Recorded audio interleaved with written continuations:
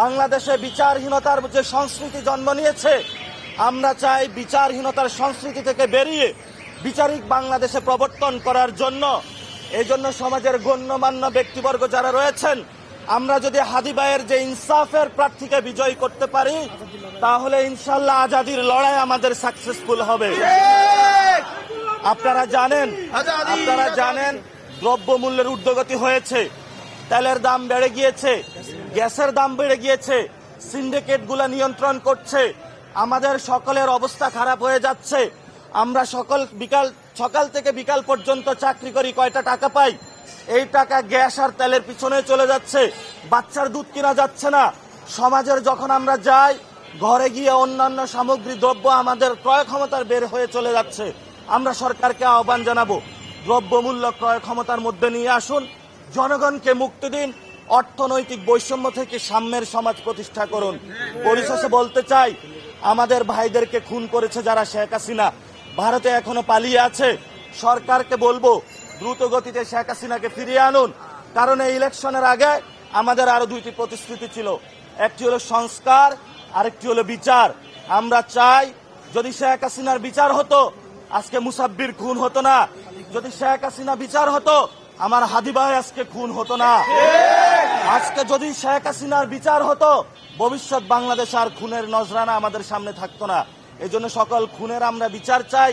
এই শাহজাহানপুরবাসীর অনেক জ্যাম হয় প্রতিনিয়ত, যন্ত্রণা, ধুলাবালি, এগুলো থেকে আমরা প্রশাসনকে বলবো, যারা সিটি কর্পোরেশনে রয়েছেন, আপনারা দ্রুত উদ্যোগ নিন, শাহজাহানপুরবাসীকে ধুলামুক্ত করুন এবং শাহজাহানপুরবাসীকে জ্যাম থেকে আপনারা মুক্তি দিন। এখানে উন্নয়ন করুন, উন্নয়ন এবং পরিকল্পনা শাহজাহানপুরবাসী ইনশাল্লাহ মুক্তি পাবে।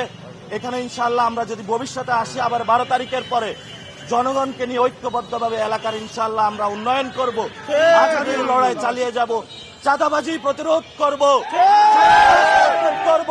বৈষম্য প্রতিরোধ করব। চাঁদাবাজির সামনে আমরা কখনো আপোষ করব না, সন্ত্রাসের সামনে আমরা আপোষ করব না। আমরা একবার দাঁড়িয়েছি, আসো আমাদেরকে খুন করো, লক্ষ্য দিব, কিন্তু চাঁদাবাজদের সামনে আমরা সবাই ঐক্যবদ্ধভাবে লড়াই চালিয়ে যাবেন। একা দাঁড়িয়ে থাকবেন, কিন্তু মাথা বিক্রি করবেন না কারো কাছে। আমরা মুসলমান, ইসলাম আমাদেরকে শিখিয়েছে কিভাবে হলো মাথা উঁচু করে দাঁড়িয়ে থাকতে হয়। আমরা মাথা উঁচু করে দাঁড়িয়েছি, মাথা আমরা নোয়াবার নয়, মাথা দিব, জান দিব, জুলাই দিব না, জুলাই শহীদদের।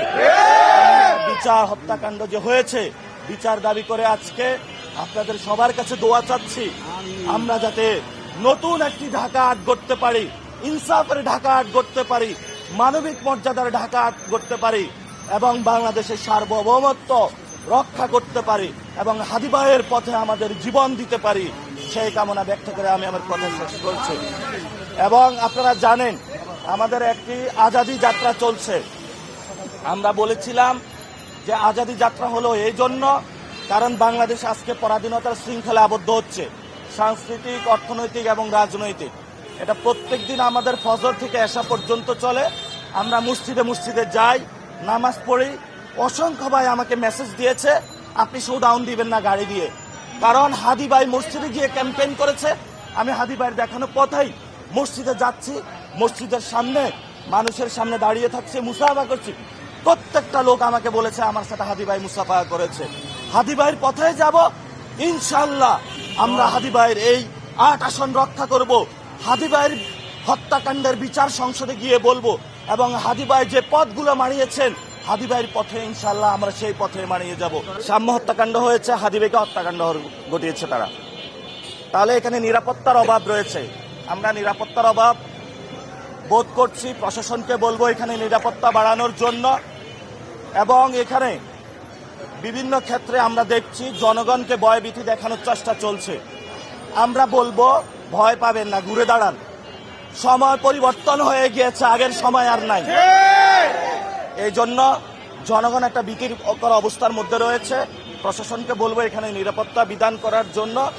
এবং আমরা আশঙ্কা করছি, ভোট কেন্দ্র দখলের আশঙ্কা করছি। এজন্য আমরা বলবো প্রশাসন যারা রয়েছে তারা যাতে নিউট্রাল থাকে, ভোট কেন্দ্রের ভবিষ্যতে পাহারা দেয় এবং যে প্রিজাইডিং অফিসার আছে এটা এক দল থেকে নিয়োগ করা হচ্ছে, এজন্য আমরা সরকারের কাছে, নির্বাচন কমিশনের কাছে আহ্বান জানাবো যে ভোট কেন্দ্র এবং প্রিজাইডিং অফিসার এটা কোনো একটি দলের আপনারা দিবেন না, নিউট্রাল জায়গা থাকবেন। কারণ এবারে এক দল কারো পক্ষে যায় লাভ নাই। এবারে ভোট বিপ্লব হবে, জনগণের রায় হবে, ইনশাল্লাহ জনগণ জয়ী হবে এই ব্যালট বিপ্লবে। প্রশাসন তো হেলে গেছে বিএনপির দিকে, এটা তো আর নতুন করে বলার কিছু নাই। এটা তো ডক্টর ইউনূস জায়া হলো লন্ডনে গিয়ে তার কাছে আত্মসমর্পণ করে আসছেন, আর দেশে আসার পরে এখন হলো তার শোডাউন হচ্ছে। নির্বাচন কমিশনের এখন চোখ নাই, পুরো বাংলাদেশে শোডাউন হচ্ছে। নির্বাচনী যে শৃঙ্খলা বিধান রয়েছে সেগুলো লঙ্ঘিত হচ্ছে। বিভিন্ন জায়গায় তারা মানুষকে ধমক দিচ্ছে, জুলাই শহীদের সাথে বেইমানি করে না ভোটের ক্যাম্পেইন করছে। এই হলো আমাদের বাংলাদেশ। এটা আমরা আগামী 12 তারিখে দেখাবো জনগণের সাথে গাদ্দারির ফল কি হয়।